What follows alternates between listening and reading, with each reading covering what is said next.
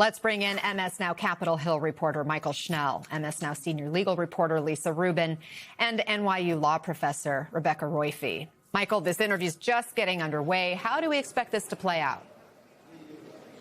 Yeah, well, Anna, it could be long because we know that there are a number of Democrats and Republicans who have questions for Secretary Lutnick. And of course, it's going to center on his relationship with Jeffrey Epstein, but particularly what you referenced in that introduction just a few seconds ago. It was the fact that after that 2005 encounter, Howard Lutnick said that he had cut off ties with Jeffrey Epstein. Then there was the 2008 conviction of Jeffrey Epstein. And then back in 2012, it came out and he later admitted to having lunch with his family on Epstein's Island. And then in those Epstein files that have been released by the DOJ, there's correspondence between Epstein and Lutnick as recently as 2018. So certainly a lot of questions about the timeline of their relationship, how long it had continued. And this all comes to a head as the Oversight Committee has been conducting this investigation. We just spoke with the chairman of the committee, James Comer, just a few minutes ago to preview this transcribed interview. They're going to get underway shortly in that room just behind me. He was asked about this changing story from Lutnick initially saying he cut off ties with Epstein in 2005 and then word that he had met with him in 2012. And James Comer did recognize that he hasn't been entirely truthful with his story, but that they're going to be pressing him on a lot of those questions today. Take a listen. What I've seen, we're going to ask him all these questions, and we'll let the American people judge whether the credibility was damaged or not. At the end of the day, I haven't seen wrongdoing in the email correspondence, but he wasn't 100% truthful with whether he or not he had been on the island. So we'll see, and we'll obviously release the transcripts, and everyone can see for themselves. So again, Anna, one of the most, if not the most significant interview that the Oversight Committee has done as part of this investigation into Jeffrey Epstein. It's been going for months, and very notably today, the first cabinet secretary will be talking to the panel about Jeffrey Epstein. Lisa, remind us of the big picture and what the release of the Epstein files reveals. These emails between Epstein or his wife or Lutnick's wife and the back and forth that was revealed after Lutnick had made those public comments about wanting nothing to do with him after 2005. Well, many of the emails that came to the public attention were in late 2012. There's an email from Jeffrey Epstein's executive assistant, Leslie Groff, telling the Lutnicks that she understands that they're going to be in the Caribbean at Christmas time and would they like to come over. Then you see a response in December of 2012 from Alison Lutnick, Mr. Lutnick's wife, saying, yes, we would very much like to come for lunch on the island. And then after the visit, there is an email from somebody who works for Howard Lutnick saying, I am passing on a message from Howard. It was very nice to see you. Those emails, coupled with the photographic evidence that we're showing right now that seems to indicate a visit by Howard Lutnick and his family to the island, absolutely put the lie to those statements Mr. Lutnick made in the podcast. But I want to go back to something he said. He said that he divorced himself from Epstein in three ways: socially, professionally, philanthropically. We touched on the socially, but professionally and philanthropically, they continued to have ties as well. In 2017, Howard Lutnick was honored by a New York-based charity, the United Jewish Appeal. Epstein was invited. He purchased a table. And when he was asked, did he want to go to the event, he said, no, give the tickets to Lutnick. And there is email traffic indicating that, in fact, the tickets were given back to Howard Lutnick. For a person who says that he ceased all contact in all three of those domains in 2005, that 2017 encounter in particular is quite telling.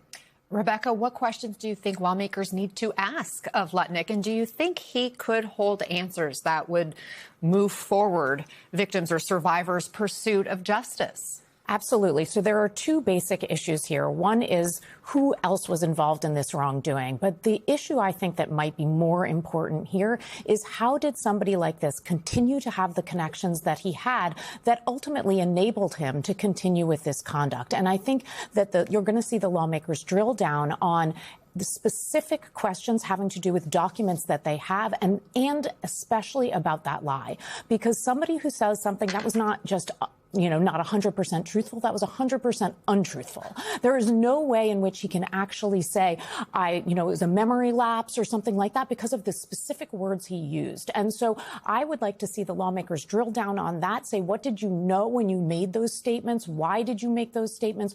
What were you covering up? Because clearly somebody who says something that's not true like that is conscious that they are doing something wrong. What was he doing and what did he know at that time? And Rebecca, Lutnick has not been accused of a crime here, but based on what we know, should prosecutors have questioned Lutnick back when they were investigating Epstein?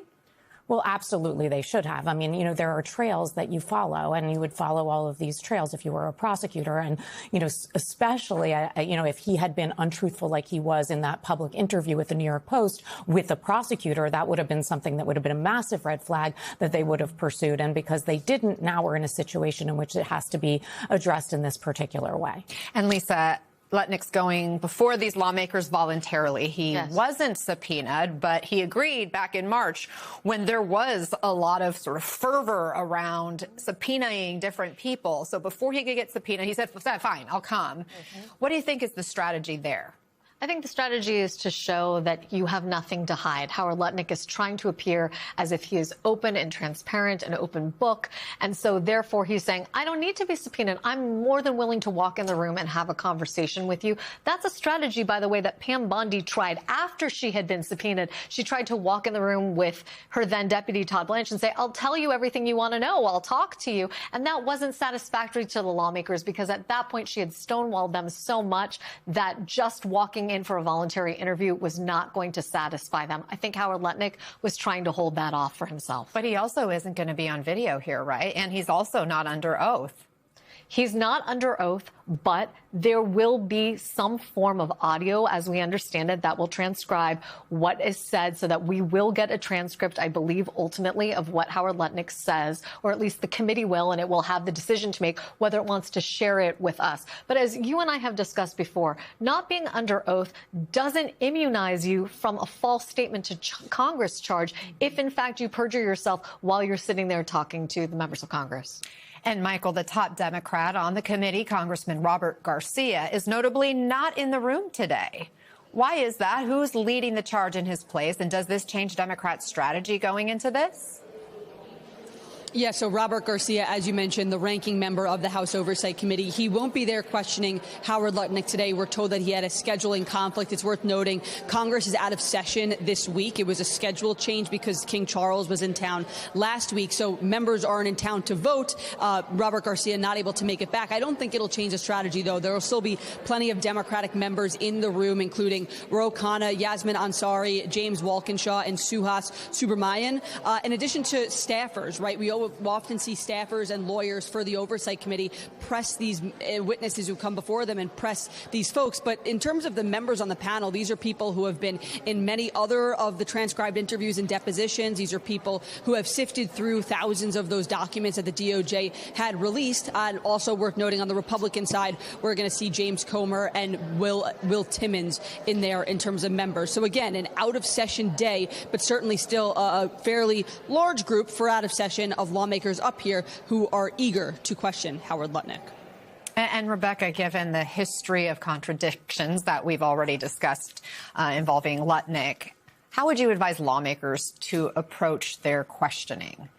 So I think this is an opportunity to move away from political discourse and to really approach this as a prosecutor would, which is very carefully with each document go over what it was that they already know and what he knew at the time. If he tries to claim that, some kind of lapse of memory, you want to actually get him to say that, because that's something that, as a prosecutor, if you were in front of a jury, they'd be like, no way. You forgot 4 times that you actually went to an island. That's impossible. So you want to make clear, if it wasn't a lapse of memory, then what was it? Why don't you remember that? And then you want to go over each of these times that Jennifer's saying that there was some kind of interaction with him, business, social, or professional, and what are the details of that?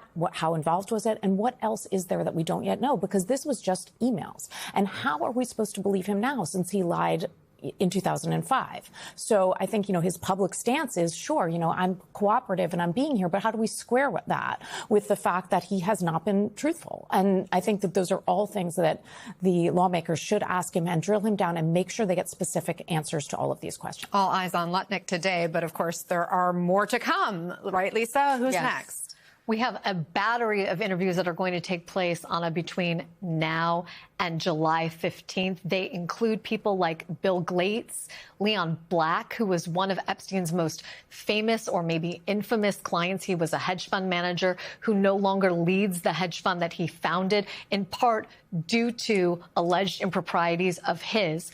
We also are going to hear from Kathy Ruemmler. She is a lawyer who was the former general counsel, or is about to no longer be the general counsel at Goldman Sachs, who denied that she had provided Epstein with legal advice until, again, the Epstein files do not lie. Documents do not lie. We have a number of people here in the public domain who have made very broad, declarative statements about their involvement with him, only to have documents come into the public's hands that disprove what they have been saying. Kathy Ruemmler is one of those as well. She provided many instances of advice to Jeffrey Epstein about how to deal with allegations that were coming out. I expect that hers will be one of the more interesting interviews and the last one that's scheduled.